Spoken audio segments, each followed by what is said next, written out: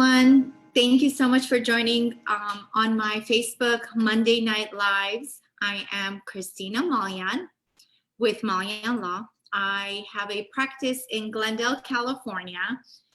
Tonight's guest is Edvin Minasian from Flamingo Insurance Agency. And while I introduce and give you a little background of what tonight's topic is going to be, Edwin's going to start sharing it on his Facebook. So if you find this important or that to those that may benefit from tonight's topic, please feel free to share with them, as we want to be here for anybody that has any questions or information. So just to recap, I've had many individuals and specialists on my panel to discuss the different matters that have taken place during COVID.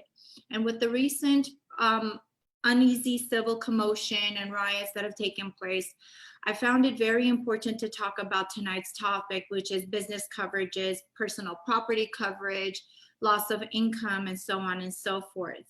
A little bit about me. As you most know, I do personal injury cases. With personal injury cases, a lot of times I am asked to review or do review auto insurance policies, homeowner policies, and property damage policies. Many times I find that a lot of people don't know what type of policies they have, what type of coverages they have specifically, whether they have medical payment coverage in an auto claim, whether they have underinsured, uninsured motorist. And these are important because when you sign up to get coverage, you want to be fully protected. And some of us mistakenly believe that just because our agent tells us we have full coverage, that means everything under the sun and the kitchen sink is covered. But unfortunately, that's not always the case. So given my experience in auto coverages and auto accidents, when I noticed that people don't even have basic comp and collision, it really bothers me to know that an agent's responsibility is to fully disclose and fully inform the client as to what needs to be done, what to be protected, especially if you're a homeowner. When you're a homeowner, my discussion entails a more comprehensive one, where homeowners and the types of coverages you have, including the amount of coverage, is important. With that said, part of my practice also focuses on estate planning, which kind of goes hand in hand in protecting one's assets when they pass on. Last week was a very tough week, even the days before last week and the weekend prior. I know we were faced with some civil commotion, and a lot of it turned into unfortunate events. We saw a lot of buildings burn down. We saw a lot of people's businesses being broken into, a lot of riots that took place, a lot of glass was broken, and items were stolen. And when that happened, immediately I had to shift gear from COVID-19, which is part of our discussion regarding business interruption and income loss, to discussing, do business owners know what kind of coverages they have and what benefits they're entitled to should this unfortunate event happen? With that said, I want to introduce tonight's guest, Edvin Minasian, who has been in the insurance industry for nearly 23 years. He has been a broker for 21 years and has his own agency called Flamingo Insurance Agency. Hi, Edvin. Thank you so much for joining me tonight. Hi, Christina. Thank you for having me as a guest on your show. Thank you. Can you please give us a little bit of background? How did you get involved in insurance? Why are you in it? Just tell our viewers a little bit about you while I start sharing it on my feed. Sure, absolutely. So I started in the insurance industry. Actually, I started with the 21st Century Insurance, which is now under the Farmers policies. I was an underwriter at 21st Century. And yeah, that's where actually I started. And then right after that, because you didn't need your license at that time working as an underwriter. So thereafter, I love the industry. I love helping people, protecting their assets. And you mentioned underwriter. For the viewers, what is an underwriter and how does it play into one's insurance? Underwriter is basically the person that's going to be the decision maker of accepting a policy or declining or accepting it based on whatever condition that they feel comfortable of writing the policy. So For example, you have whatever store you have, if they feel like, you've had a claim previously, maybe they want to ask, have you done any updates as far as, your claims or whatever. They want to see a proof before they want to feel comfortable with writing the business. That's where the underwriter it comes in to make sure, obviously, to protect the insurance company and also to provide the policy that the insured is seeking for. And thereafter, That's very important because kind of the underwriter makes or breaks whether or not you can have insurance, and you deal with a lot of underwriters currently, right? Yes, I have a big network of insurance companies that I write through, and they're very big companies, and I have connection with all of the others because this is a people that we deal daily, and obviously we also want to protect client interest and also the insurance company. So it's a very big network, and I'm doing this passionately, and I love doing it, and I love helping people. That's my main thing, besides obviously finding the lowest rate, which everybody wants, which I'm able to do that while just making sure they're fully completely protected, or at least they know what they're getting. We're going to talk about the lowest rates and how it could actually bite you as well, but before we get into that, that's very nice. So where's your office located? Located in Burbank. Oh, you're in Burbank. You're very local. I'm in Glendale, so that's very nice. Yeah. I know I've had the personal Glendale, yes. Yeah, I know I've had the pleasure, the honor and pleasure of working with Edwin. So it's not just a, I bring a guest on. I've actually, with my previous firms, have had used him for different types of policies, including business insurance and commercial liability policy, workers' compensation. So it's definitely important. So anything else you want to tell our viewers before we really dive in? And I've gotten a lot of questions because a lot of things happened. I want to really focus on, helping the people understand what we're talking about today, because not a lot of people know, or if they know, they don't know what they're entitled to. Of course. I'm ready. I know you have a lot of questions, and I'd love to share this information too, because that's going to help a lot of business owners or homeowners or any type of insurance, but specifically since we're talking about business, to know exactly what coverages they have. So, we've had a lot of, unfortunate situations, obviously events last week. Right. So, which is sad to see, but however, at least this way we can, as much as we can help for business owners to be completely protected in case if another event, God forbid, happens. So or at least they know what they have, because a lot of people think they have the insurance, they have the business insurance, and that's it. And anything happens, it's covered. But obviously, there's so many exclusions, there's so many different perils. So you just want to make sure whatever you need, you obtain that coverage. That's absolutely a true statement. So moving straight into it, why don't we do this? We are here today because a lot of businesses got broken into. They got, whether it was through glass, through the door, through fire, through merchandise being stolen. There's a lot of components.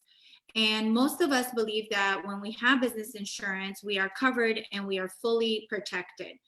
Unfortunately, from an attorney standpoint, I do want to make a disclaimer. This is all for informational and educational purposes only, but as from an attorney standpoint, we know that the insurance is also there to make sure that you actually buy and pay for the coverages you have. And if you don't, they will find any way to not pay. And I know that's not the insurance perspective, but that's why we're here to educate you. Edwin, riots happen, civil commotion happen. And a lot of people think just because they have business insurance, that means that they are covered. Can you help and kind of break it down? First of all, let's start. What is business insurance? Then what is personal property insurance? And then what is building insurance? Just a quick overview too, so we can then separate and go into details. Sure.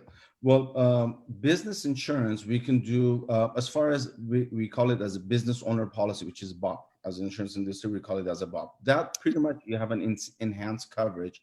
Whatever business you're operating, basically in that policy, you would have a liability coverage, which is going to protect you against liability, which most landlords require you to have it.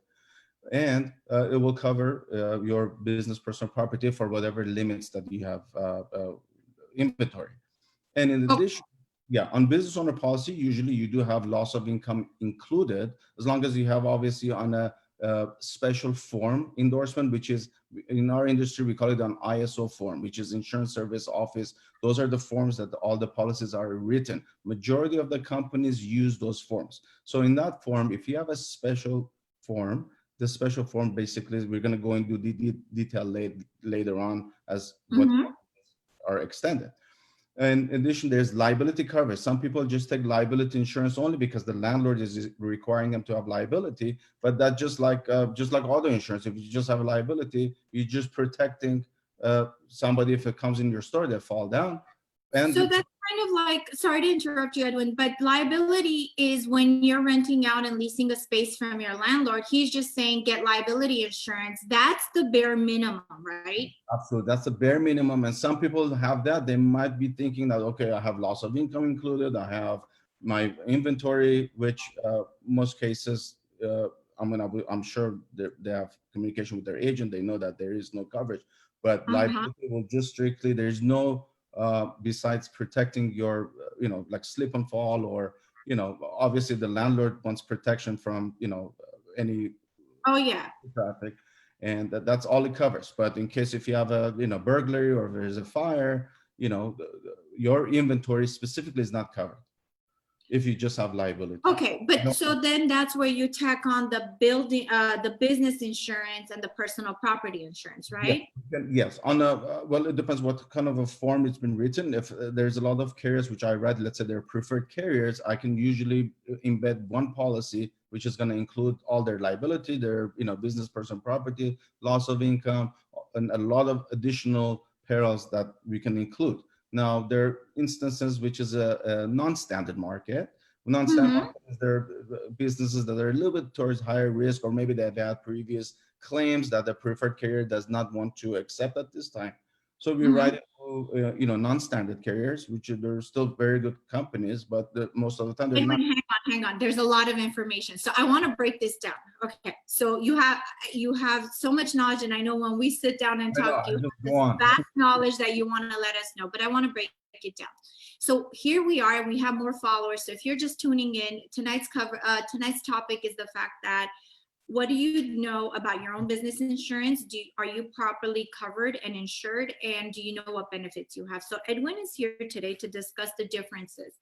And as he mentioned, just because you have liability insurance that your landlord requires doesn't necessarily mean that you have business insurance and you have personal property insurance. Now, without getting into the specifics, I know there's so many types of markets and who can get what. Typically speaking, when somebody a regular business, and you can talk about the differences between high risk and low risk, when they come and get, or they get business insurance through an agent, are they usually covered for, I want to give examples, are they covered for fire? Are they covered for vandalism? Are they covered for theft? I want you to break it down, and if not, what is it that they need to do? Yes, that's a great question actually. For if we do it on ISO form, and if we get a special form, which is Okay. a broad form, there's a special form. Special form, it's usually we have much better coverages. So if we have a special form, usually special form, or most companies, they do cover, yes, smoke, vandalism, riot, civil commotion, and fire, lightning. Those are all included, and it's specifically Okay. word out on the policy, obviously, that it is covered peril. And And it's important to look that up on your policy, right? Or even ask your agent, please absolutely, put directly on my policy where that's covered. yes, Okay. absolutely, because that's something a lot of times, best thing is to ask your agent or broker or the insurance carrier dealing with.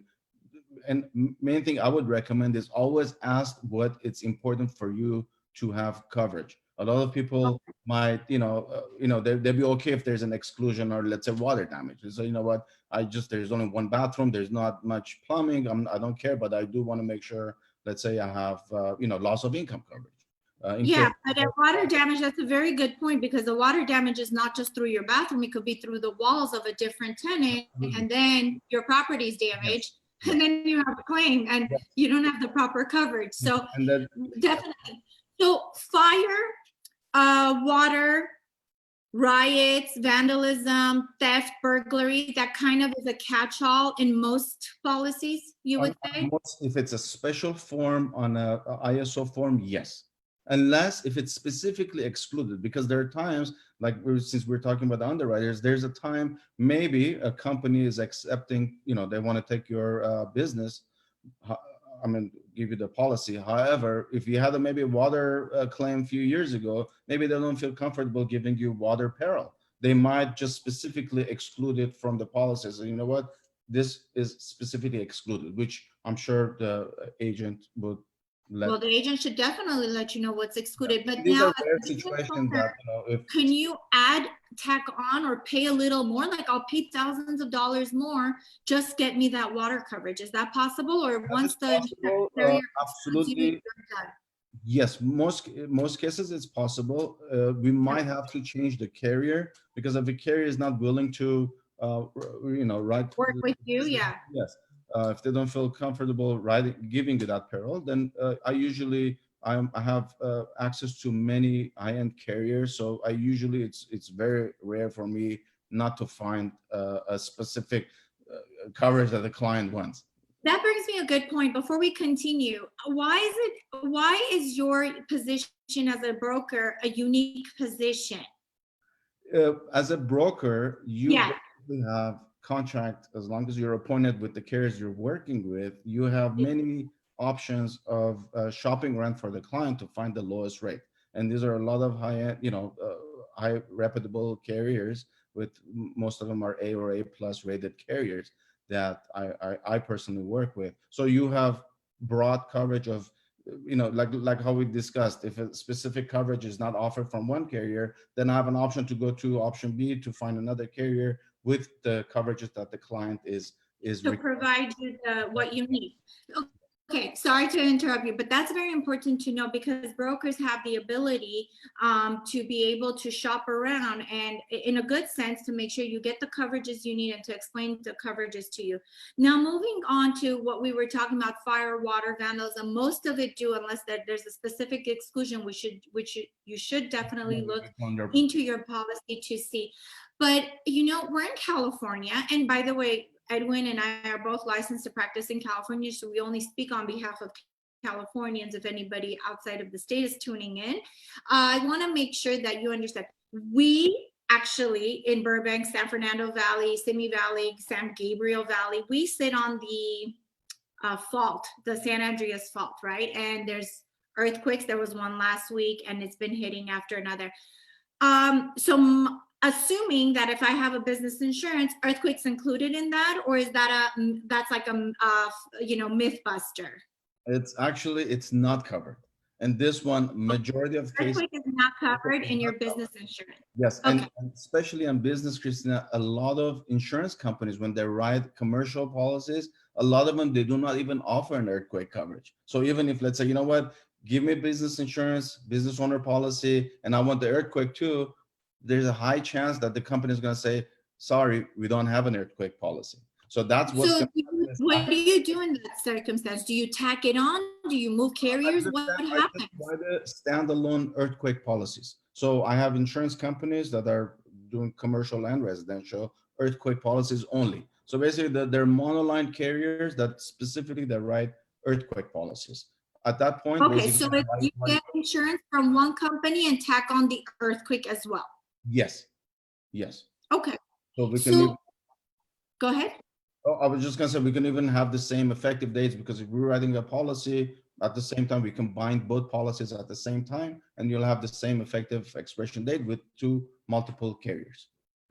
Okay. Now, a lot of the news portrayed people throwing rocks, breaking in through glass, some of them were through doors and through other, protective gear, but mainly it was through glass.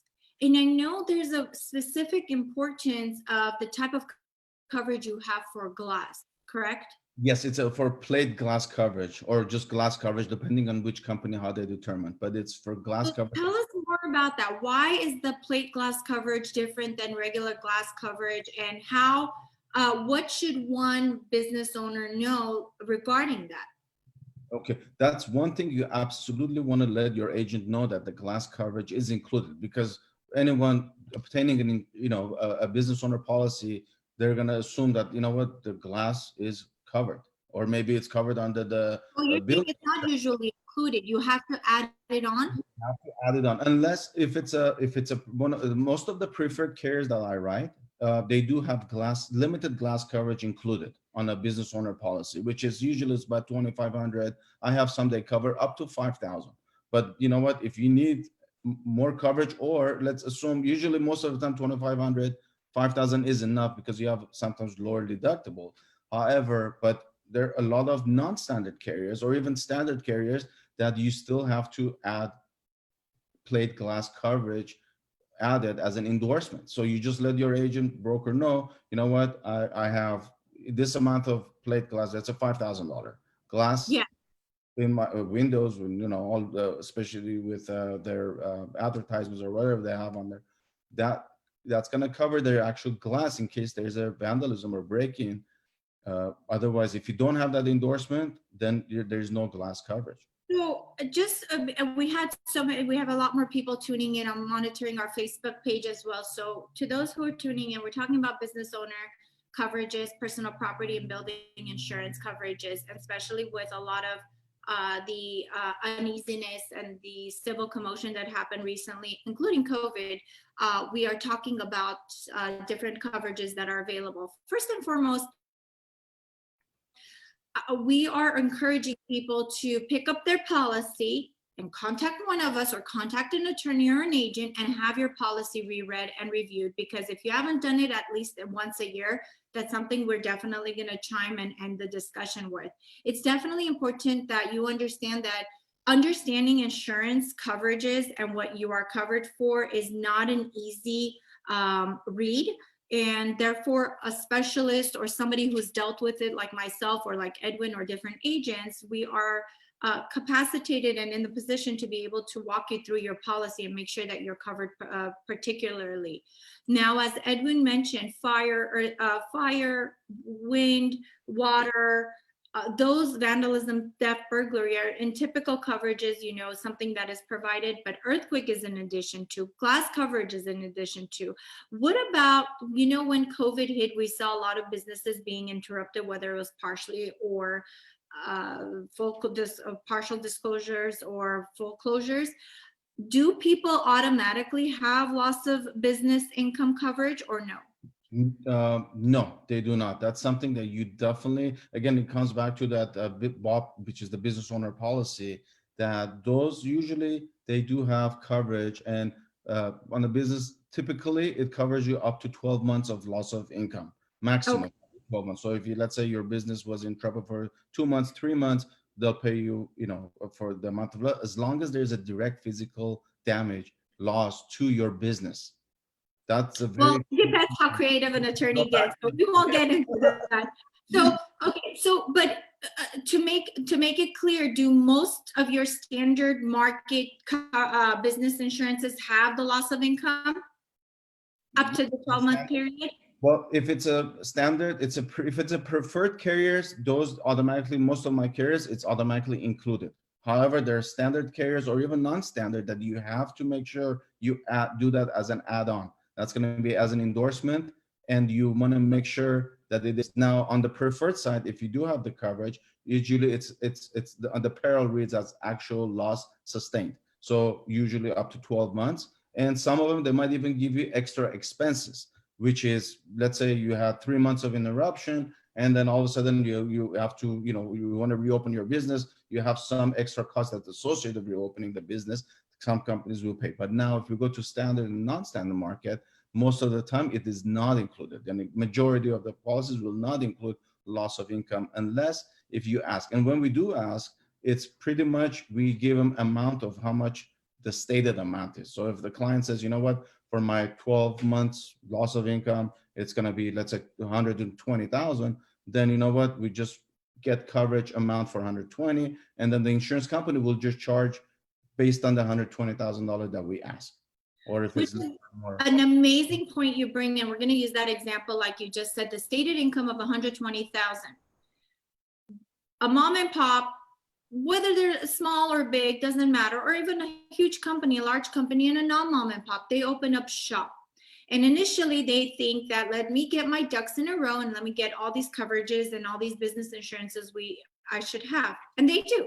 So they come to you or to a different agent and they say, you know, I project, or I am making 10,000 a month. My annual is going to be 120 for the first year. And so an agent provides them appropriate coverage. They assess the situation depending on if they have inventory or not.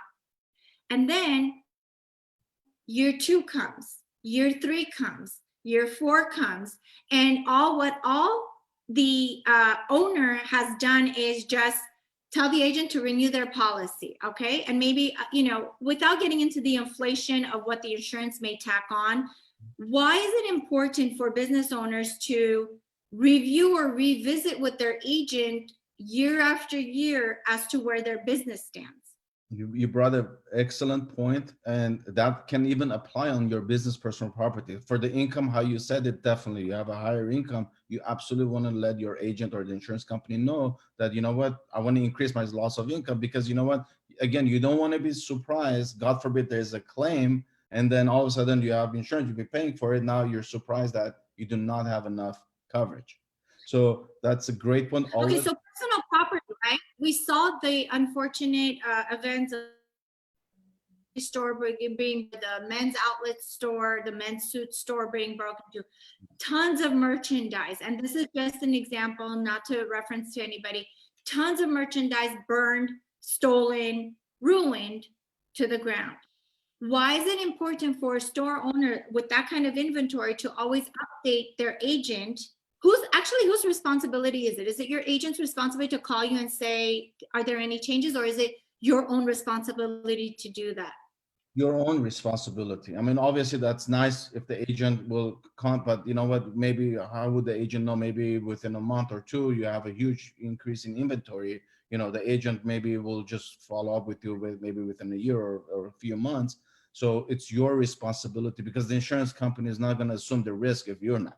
So you have to talk about that. Talk about the assumption of risk, and what this is essentially what we're talking about: contacting your agent and your insurance carrier and letting know there's changes, good changes, wonderful changes, good problems to have, right? Yeah. So why should you call and say my income went from 120 to $1 million a year, and my inventory of 5 racks of, you know, 3 suits on each rack, 15 total, went to 150. Why is that important? There's 2 factors. One of them, there's a co-insurance clause in business insurance, which even on personalized there is, but majority we use it for the business because a lot of businesses, they have the co-insurance clause. So I'll give you a quick example, which exactly pretty much what you just said. It you have a startup business at 50,000, they started inventory, and all of a sudden in a few months or a few years, all of a sudden they have $100,000 inventory now. So definitely you want to let your insurance agent company know that now you have a higher inventory. Why? Is because if there is a total loss, basically your co-insurance, you're undervaluing or underestimating, and you're underinsured 50%. So what's going to happen is a lot of people, this is a very important subject, that a lot of people, when they have a business personal property coverage for X amount, whatever it is, they think that, you know what, even if there's a total loss, maybe if I have $100,000 inventory and I have only $50,000 coverage, okay, they said, you know what, even if the company is going to give me 50,000, I'll be okay with it, for instance. But that's not the case, because you're actually 50% uninsured, which is you're within 50% co-insurance clause. What's going to happen if there's a total loss? I want to stop right there, because I think that's a very important statement that you just made. The underinsured, right? Yes. And I know I deal with it on the auto part, which is a very important coverage to have as first party. But let's rewind back. Let's mention that again. So give me a breakdown. You initially, a business owner initially got $100,000 in personal property coverage. And throughout the years, it grew. And they never changed their coverage limit. But something happened and now they're making a claim. And their claim is for $500,000. What's this underinsured statement that the insurance company says? It's going to be pretty much, they're going to see, once the insurance company does their investigation and determine that, you know what, you had 500,000 inventory and you had insurance for only coverage for 100,000, then they're going to determine what percentage you were underinsured. So even if you had $100,000 coverage and you had a total loss, the insurance company, there's a big chance that they will not pay you even that 100,000. They're going to factor in what percentage you were underinsured, and they're going to deduct it from that $100,000, and they'll pay you the difference. And then you probably have a deductible in a small deductible sense. So you better not be owing them more money than you're actually going to get from the insurance company. Yes, because you don't want to buy business personal property insurance based on the premium that you're going to have to pay. You say, okay, you know what, I have $1 million coverage. I know agents and I know brokers that you mentioned it, like, I'm here to find you the best rate, the cheapest rate. And that's why it's important. You get what you pay for. And if you unfortunately try to cut corners on coverage, you're going to get, look, you buy coverage and you buy insurance because if you need it, you're going to want to use it. You don't just buy something that you think you're never going to use. So when you're going to tap into it, you better be paying for something that you know you have and you can tap into. So the appropriate thing is to buy the appropriate and right, efficient coverage, correct? Absolutely. Yes. That's very nice. I'm looking through my phone to see if there's any questions, but everybody's saying hello, and we have a lot of people that have tuned in. As I'm sharing through the groups, as I'm getting through most of them. If anybody has questions regarding your business insurance, whether or not it was, if you need it for the civil commotion that happened, or if you had any business interruptions, please contact us and let us know if you have any questions. We're on Facebook Live. We can answer any questions that you have. And then anything else? Yeah. One thing I wanted to mention, it just reminded me of, we're talking about the COVID-19 loss of business income. Again, that is not that, it depends on the policy that you have. A lot of companies, when I was talking to the claims department, it's everybody's saying it's all case by case. So it's not that exclusive. It could be whatever scenario they're having. There might be a scenario that when they're filing the claim, that is a covered peril. The wording says it's a covered and the scenario. So it could be. That's very important because everything is based on the wording, and some of these policies could go over 200 pages long. So it's definitely important to read through and comb through your policy, and that's why we're here, and that's why attorneys and agents are here to help you. But with that said, you're making a great point, because with the business interruption, which to my viewers, I'm going to have an attorney discuss that on next Monday's live regarding how to prompt how to do the claims as an attorney, and also how to address these claims as a business owner. It's very important to know that just because you think, or your agent or somebody has told you don't have that coverage, that may not necessarily be true. It's all in the wording, and it's all in the way it's written in the four corners. So that's a very important point, Edwin. Thank you so much for bringing that up. Now, with regard to personal property insurance, why is that a separate insurance, or is that within the same business insurance? Most of the time it's within the same policy. So, even if it's a non-standard carrier, at most of the time we write with business personal property together, unless if it's let's say it's a contractor. I do this contractor general liability. If he has business personal property, a lot of times the commercial general liability for contractors, they don't include business owner policy, which is the inland marine coverage. Those are the ones that I write separate. But at 90%, usually it's one policy, as long as we obviously cover the business personal property. If any that does not cover, I always have monoline personal property companies that we can write monoline, depending on the risk, but that's very rare occasions. So, when you talked about the underinsured coverages are not the coverage, but making sure you're not underinsured. Like, do you do anything as an agent to kind of notify your client or to have them sign off on something that says this is what you attest to? Well, I always disclose. Obviously, we have our own disclosure, but my thing is, Right. I always ahead of time when I talk to my clients when they contact me for the insurance, my number, because a lot of people obviously they call, I want to get lower premium. And actually, I had a Yeah. client last week. I'm doing all their, for their business insurance. They wanted to,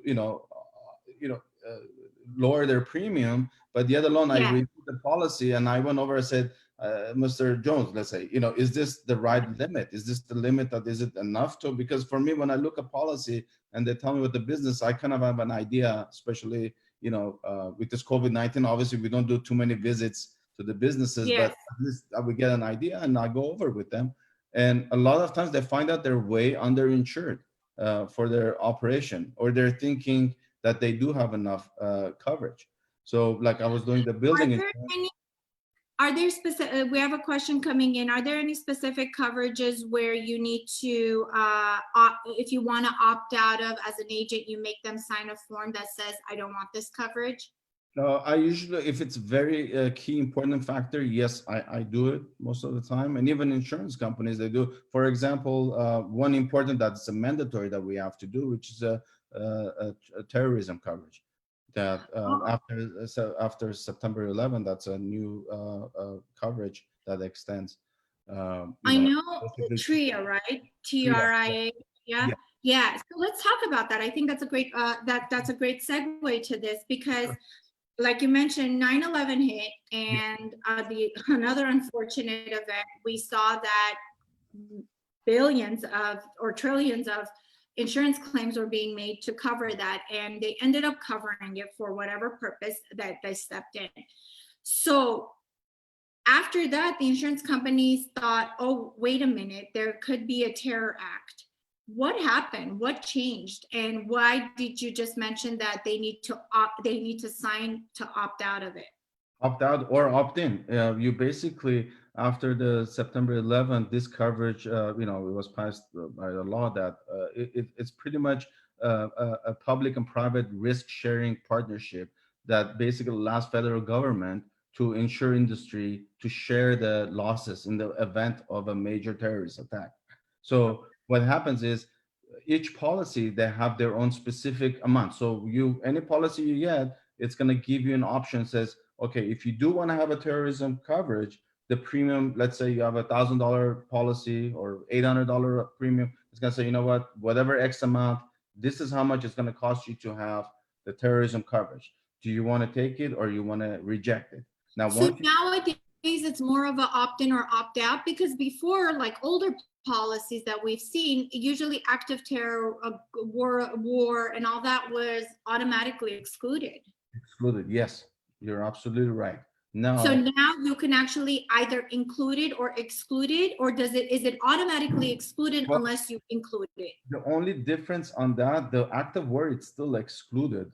Mm-hmm. The fact is that if it's a terrorist attack, that's where the little gray line is. Yeah. If the event, whatever it is, whether domestic or Global. global, Yeah. if it's classified as a terrorism act, then that coverage will extend. Now, regardless what form you have, it could be special, you could have the best policy you have, but if you rejected the terrorism coverage and the event is classified as terrorist, then that's going to be most chances are going to be excluded. So that's the one that you were saying you'll get the clients to sign off on, Yes. like the uninsured, underinsured motorist ones. Exactly, You have them sign off on it. yes. Well, if they don't choose to have it, I have clients that take it with a very minimal amount, because a lot of my business owner policies, which is the preferred carriers, they automatically, when we write the policy, they include the terrorism coverage. And because of its a lower risk, let's say, operation, their premium is very low. So it's not maybe, I've had one last week, it was like, I don't know, $600-700 premium. And the terrorism coverage was only like, let's say $20 or $10. So We have a question included, but coming in. you can still remove it from the policy. Very nice. And I'm sorry if I do interrupt you because I think our connection's a little slow, but that's great information. We have a question, Edwin. Yes. It's Mr. Delanchan saying, how long does a business policy claim stay on your policy record, and how will it impact your premium on the renewal? Great question. That's a very great question by Dr. Delanchan. It's the most carriers on commercial lines, they look at 5-year loss runs, especially on a non-standard carrier. So there are some carriers that look at 3 years, but majority will want to get a 3 years loss runs. Now, Okay. how it's going to impact, there's no specific percentage that I can give us as maybe it's going to be 10%, 20%. It's not like it all's going to be depending whether it's going to be high, or there's companies that might not even want to consider it. They might not even with the higher premium, they might not want to take the policy The because of the renewal. type of and the amount that was paid off. I mean, but this is, I mean, it's a very good point, because we're business owners are facing hard times, and if something happens to their business and they have a total loss or they have a huge amount of damages, they have insurance that should cover them. At the same time, your premium may or may not increase, and your insurance carrier may or may not drop you. But the reason you buy this insurance and for that period is for that specific purpose. So it really just depends on how many claims you have, how many times you've made that claim, what the circumstances are. You know, are you what we like to call a repeated plaintiff, you know, or a professional plaintiff? Right. But you know, they look at everything. It's not, Absolutely. it's a totality of the circumstances and not a specific event. Absolutely. And if there is a previous claim, a lot of time they definitely want to look at what happened, and then what were the damages, and did you fix whatever the issue was, so that so you have less chances of that same claim happening again. That's an amazing point that you bring up. Whether or not you fix the damages, that's a number one point, because, you know, some people just make the claim, get the money, don't do anything, or they, Yes. you know, cut corners to fix stuff. And unfortunately, if there's another claim that comes through, that's all going to come out. So great point, Dr. Delanchan.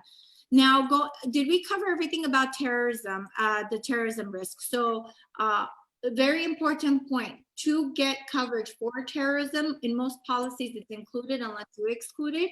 So if you notice your premium being different or high, you can ask your agent what the breakdown is, what the coverages are, and it's always good to know. And you never know, and including recently from the president, he, you know, some of the acts, he called it a terror act.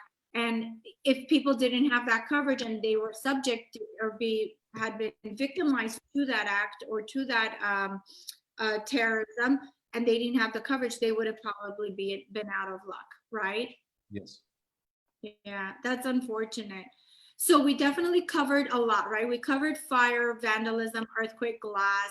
We covered terrorism. And I want to move on to something that kind of was unprecedented but started taking place. Most of us had offices that we were working out of, including yourself and myself, and this is my current remote working quarters. I know they're getting too We used started working from home. Huh? We're getting too used to this. Yeah, I love it. So we started working from home.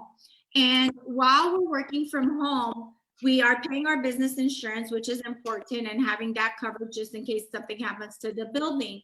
But we moved shop, and we started practicing out of homes, or we started working out of homes. Quick question, does our homeowners insurance cover us in a case of loss if something were to happen to my home and every file or every computer or every book and every client's file that I have, and to my book of business? Does it cover that? That's a great question. Most homeowners policies, they do include some business personal property that you keep at your house. Most of them, they do at certain sublimit. Maybe it's 2,500, 5,000 max without you increasing it. But that's just covering the business personal property. If you, and you might not even have that coverage. However, now talking about actual business exposure coverage, that's going to be a little different. Let's say if you are transacting business at your home, and let's say you have clients that are walking into your house for do business transaction, then that's going to be where the gray line. Okay, let's example. I do estate planning, and at times I have to execute the estate plans, and I bring a notary and I bring my clients to my home, and let's say they trip and fall at my house and it's related to my business transaction. Do they get to tap into my homeowners, or do they get to tap into my business insurance? Or if I don't have business insurance, does homeowners kick in? It's going to be your business insurance that's going to be the primary. Now, for a very, very rare instance, if the homeowner's insurance carrier accepted the business that you're transacting on home as to cover the liability as well, which this is very rare scenario, then you would have. But most cases, the homeowner's liability will not follow your business transaction at home. So the best thing I would recommend is just to go, because the premiums, depending what you do, but a lot of times when you work out of home, the exposure is very low. Like it could be accountant, attorney, photographer, or web or graphic designer. These are businesses that a lot of people, let's say, work out of home. But let's say, what if you do have a client coming in, or you go somewhere else, do any presentation or anything? So your liability will extend to that, and you can obviously get a business personal property insurance as well. Very nice. We have a question that came in that said, how do business and homeowner insurance policies overlap? How do they overlap? Mm-hmm. Give me an example, please. So I think the question, like the specifics of it is, how do they overlap? Like if somebody falls or if somebody is injured, does the business insurance kick in or homeowners kick in? If Adrian can give us more on that, we can definitely be able to answer that question. What I would say is, I will just give, I think I have an idea what the question is about, but here's when working from home. Yeah, when you're working from home, if you do have business insurance, then obviously your first choice is going to be your business insurance, because your homeowner pretty much is not going to have anything to do with it, because that's your case is about your business. So you would just report it to your business insurance. If you do have the business insurance that you work out of home, you just report it to your business. But if you don't have a business insurance, then then you have to report your homeowners, which most cases I don't think they're going to cover anything. Well, with homeowners, it's a very unique situation, and we know from experience what homeowners does. I'm just going to look over my notes and see if we had any more questions. But what rings a bell, or what is very important to note, is the nature of the business matters, right? To know what kind of coverage you get. Absolutely. And I know you mentioned in our session for tonight, you mentioned stuff like, if you're high risk or low risk. Can you give us an example? I know there's like a tobacco, if you're related to tobacco, whether you're high risk or low risk. Yeah. I want to give some examples so people know exactly what we're talking about. Sure. High risk, that's a great risk class code, which is a tobacco or, accessories like smoke accessories, I don't know, hookahs or whatever. But if you're selling, mainly is the tobacco industry. Tobacco, a lot of companies, they do not, the coverage for the burglar, because the risk is so high. A lot of companies, they do not extend coverage for burglaries unless the form is included in their policy. However, there are scenarios that you can get coverage for burglary, but a lot of companies, they might put a sub-limit to the burglary. So you might have a $500,000 inventory that's insured under fire and water, but the company, if it's speaking about tobacco store, they might have a exclusion, which is they're going to do a theft sub-limit. They might say, you know what, we're only going to cover $50,000 in an event of a burglary. So let me back up a bit. So if you're, let's say for a tobacco company and a tobacco store who also has accessories, even though their coverage may be $500,000, $1,600,000, whatever it is, they are kind of capped at the theft value. Yes, if the company put a theft sub limit, which most cases, if you're speaking of tobacco industry, a lot of insurance companies, if you're right on the storefront, right on the street, that's a higher exposure. So a lot of them, they would have a theft supplement, unless, let's say, if you're located inside the mall or shopping center, most companies are a little bit more lenient about the theft. But if you're right on the storefront with tobacco, which is a higher risk for the insurance company, a lot of them, like I've done a few, and most of them, I had a theft Is sublimit. there a reason why they're doing it only at 50,000? Like what? So can somebody actually get more coverage with a different carrier, or they're kind of just? We can try, like it's a little, that's a little hard. The reason it's not is because such a high risk that the insurance company does not want to. And plus, one thing you want to consider is that the chances of having a burglary for like large amount, it's kind of, I mean, it could obviously, but it's, like in an event, is how difficult it's going to be for someone to steal $50,000 worth of personal property, which is very much possible, because like they might have those high-end lighters, or some small lighters which would equal to. Wait, are you saying this is only like kind of for tobacco companies, not like shoe stores or clothing stores? That's the limits are higher? Yeah, There's some limits higher? this one I was talking more about tobacco industry stores, that's strictly tobacco, like cigar, or those are, because it's a higher, yes, but it's very rare to have that theft sublimit, unless if it's a really high hazard risk class code. Otherwise, most cases when I do get a theft, it's up to the policy limit. And one thing, I don't know if you want, I can touch on it now, since we're on the but on the building insurance. Like if you insure, you're as a landlord, you're owner of the building, you always want to make sure that you have sufficient enough of coverage for your building, because a lot of people, let's say they purchased their buildings 5 years, 10 years ago, and the policy just continue renewing, but obviously cost of construction is much higher now. So you definitely want to make sure that you do have your replacement cost. You're definitely talking about the building compliance codes and meeting up to par. So let's say if somebody bought a building which was in the 20s, 30s, 40s, 50s, and their codes were way different than the codes in 2020. And if something happens to their building, you're talking about the building insurance to be have enough coverage in order to do the replacement value, correct? Yes, which is that part of the building ordinance law or coverage. Okay, and that's very important to bring, because even with auto accident cases, I mean, third parties' position is always, we will bring you back to what you were the day or right before the accident. We don't have to make you better. We just have to bring you back to the position you were. So with that said, with the building coverages, it's the same thing. So if the codes have changed and now sprinklers need to be added, or the door has to open up a certain way, they have to be code compliant, and that might actually cost them more. Absolutely, yes, because usually the rule of thumb that we go as in the insurance industry, usually up to 10%, we can request the insurance company to give an additional endorsement for the building code, ordinance or law coverage. Which, if let's say that's gonna pay anything additionally that you're gonna occur, like let's say if you have to demolish or repairing, or partial damage or new construction because of the total loss, that's gonna pay, if usually up to 10%, we get it. That will pay the difference to bring the building up to the code, to the new codes.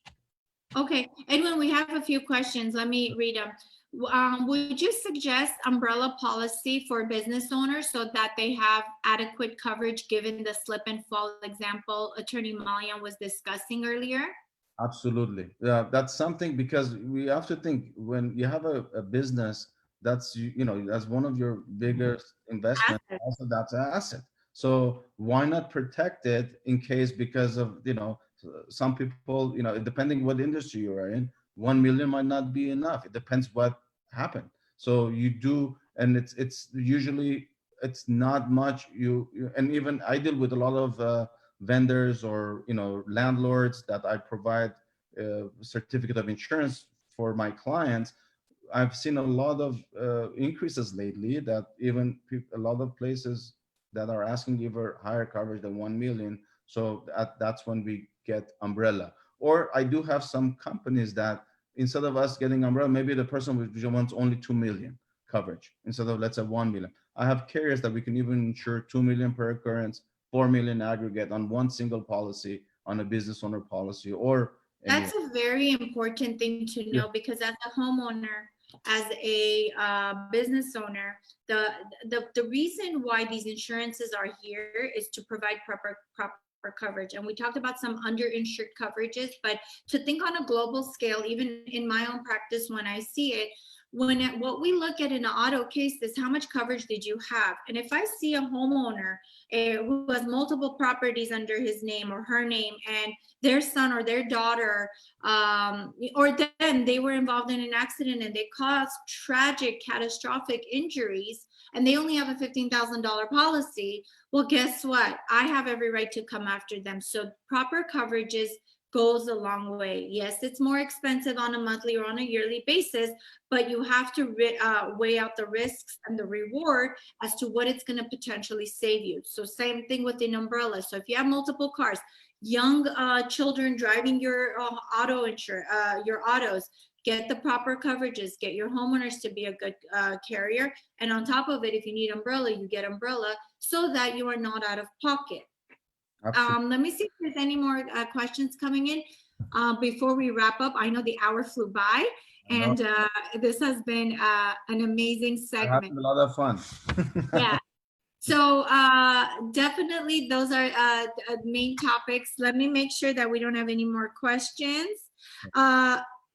It's interesting because of COVID, a lot of people had business interruptions, and we know that In-N-Out article and the lawsuit that In-N-Out sued Zurich Insurance, because the wording, like you said, is very important to see if whether or not they have coverage. So that's going to be an interesting case that comes down. Yeah, like I mentioned, next Monday's guest is going to be an attorney who will discuss business interruption, how to find, if whether or not you qualify under it. Definitely, it starts with your policy and your declaration page, including providing attorneys some guidance as to what to do if you do get clients like that. If you were partially closed or fully closed during this time and you have proof of loss of income, we may be able to look into it, and that's what we're here for. Final question before we wrap up for the night, it is, there's a lot of photographers who go from, places from a hotel to a barber shop to take pictures, to a venue. They go to people's properties, or real estate agents who do showings a lot of different locations. Can they buy personal commercial liability? Personal by meaning, like, can they buy it for their own business? And in case somebody trips and falls on their equipment or breaks their camera during that trip and fall, can that photographer or anyone in the like circumstances be covered? Absolutely. And that's a great topic, because a lot of times, like the industries that you mentioned on the class code, those are very lower end of the risks. So I have companies that almost close to $400 a year, or high 300, we can cover their business. I mean, depending obviously how much business per person property they have, but the minimum premium starts from there. However, it's a great idea to have that, because you never know, like a photographer, you work out of home, but a lot of times you're probably going to be at events, maybe at a wedding or whatever events you're in. So what if, you do have your camera, somebody's dancing, hopefully that's going to happen soon, because after this, all the occasions are going to start opening up. And then you're gonna definitely enjoy their time out. Okay. I think we're all waiting for those events. Yeah. That's including my sister's wedding too. It's we had to postpone it since we're in the same subject. Anyway, so it's there's a camera, and then you just fall in, and then something happens to you. So who's insurance is gonna cover that? Okay, good point to know. Very good point. Okay, thank you so much. So just to recap, tonight's discussion was about proper coverages. I know we probably just scratched the surface. That's why Edwin and I are here. If you guys want to review your coverages with us, you want to review your policies with us, we're here. My office is here to review any of the claims or any possible damages that you have faced during this entire time, and put you in touch with colleagues who actually practice and work up these cases. Final tips to take away, just to wrap it up, Edwin, what would you suggest people do? I mean, we don't buy insurance to think 10 years or 30 years down the line things are going to get stolen. How do I track back to what I bought, right? What should you do as a practical matter in order to make sure that you are properly covered? Number one, it's review. Always review your policy with your agent. Any questions you have, a lot of times you are under assumption that there is such a coverage that you think it's covered, but it's excluded, or you don't even have it. So always have, at least once or every other year, review the policy with your, contact your agent, broker, to review the policy and make sure you're everything up to date. That's including your building insurance, your business personal property, liability limits. Those are all key, like how we talked about, on the glass coverage, loss of income. Those are super important. Make sure there's water included. Those are questions. You might have just fire only if it's water excluded. So those are, whatever that's very important to you, you need to make sure that you ask your agent, because we forget a lot of times, we buy the policy and, we're under the impression that, all of those are covered, and you just don't want to be surprised, because obviously you're paying premium to have coverage and you want to protect your business. So absolutely. Always review. And that's a good point, because with that said, even if you have homeowners insurance or business policies and you're just starting out, or even if not, if you take a moment, I urge people to keep receipts and take a snapshot of your receipts. Make sure you file it in a good place. Now, nothing's Polaroid anymore, so you don't have so you don't have to worry.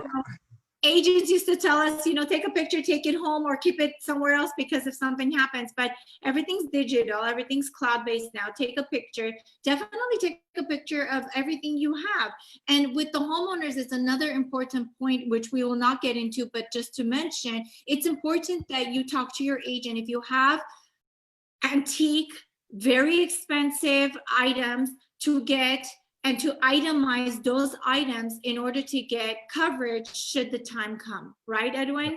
Absolutely. You definitely want to schedule those items separately on a homeowner's policy. It's an art piece, or you have a high-end jewelry, watch, because a lot of all your Rolexes that everybody has, Cartiers, all your Rolex that's been stolen, or your ring, definitely make sure you schedule and itemize those, because those provide specific coverages, and it might be a little bit more, but you're protected. If not, it's going to go under the global scale. They'll never pay you full dollar for that value. No, the companies that the jewelry, watch, those all have a sublimit, which is, if you have a $60,000 Rolex, definitely the sub limit is probably going to be $3,500, $5,000. Yeah, which is depending on the company. Each company has their own, but it's not going to pay $60,000 if you have not scheduled the item. So with that said, schedule your Rolexes, your artwork. Make sure you get proper coverages. Tonight's program was to focus on briefly the business insurance, the personal property insurance, the building insurance, to make sure you're not underinsured, to make sure that you understand what your policy says, to make sure that you understand what inclusions and exclusions you have.